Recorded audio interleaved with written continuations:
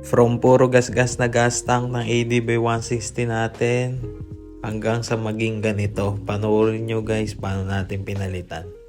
So almost a year na rin yung ADB 160 natin at puro gas-gas na nga siya dito sa bandang gas tank niya.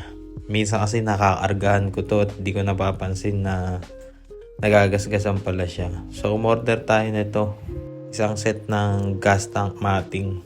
So kasama na rin dito yung ibang fairings niya sa may harap para hindi siya ma-damage kapag may ipapatong kayo.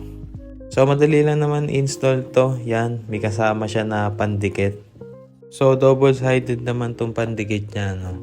So kada pieces nung matting lalagyan nyo siya para idikit siya kung saan pwesto. So yan, example natin dito sa mismong takip ng tangke. Yan, napakadali lang naman niyang i-install. Pagka nalagay nyo na yung double-sided niya na pandikit, diinan nyo lang.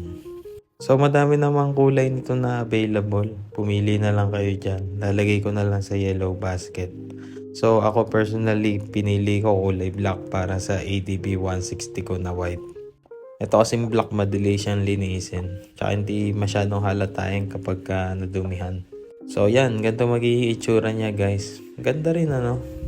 So kung interesado ka, lalagay ko dyan sa yellow basket. Check out mo na, murang-mura lang yan.